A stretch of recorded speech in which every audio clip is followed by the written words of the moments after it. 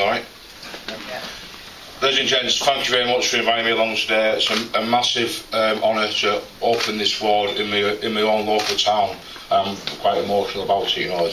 Getting the Pride Awards attendance last year, and then, you know, finishing on from there, being recognised for what I'm doing is fantastic, and I am really humbled about it.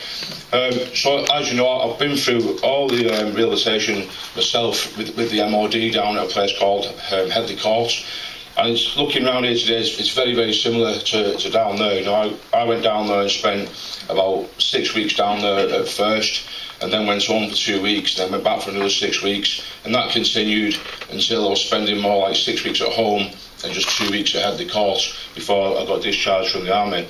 And on my way in here, I noticed a little garden outside with the tomato plants, and that's something that they do down at Headley Court as well. You know, it gives you something to aim towards, something to, you know, set your goals and do little projects in your wheelchair, in my case, and just using one arm. And it's fantastic to be able to do those things and then take them home with you at the end and show your family and what you've been doing whilst you've been on the rehab course. And also very important to be doing the we call it PT, I'm not sure you call it exercises or whatever, doing all that together with people with a similar injury to yourself in the same environment. You know, you can see what you can achieve. So when I went to Headley Court, there's a couple of other triple amputees who've been there for 2 years, and they were just about to leave. So I thought, if I work hard, you know, set myself some goals, I can achieve the same as they can. So it's very important that we can all be here together and all see what each other are doing and move forward with that as well.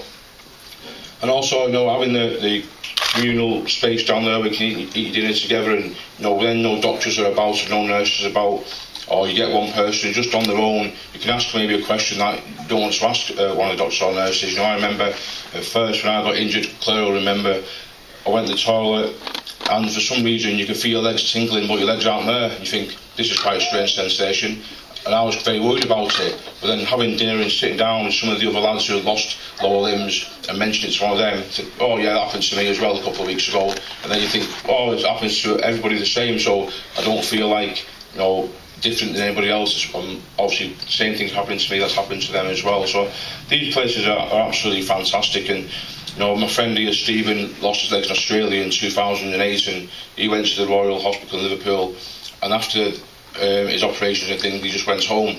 You know, so this weren't available for him then. So going home, learning to cook for yourself and get around the house and do them little things that we take for granted every day in our normal past lives, all of a sudden become a massive problem. So, you know, that would have been invaluable for Stephen. I know being here, and for me, you alright, lad?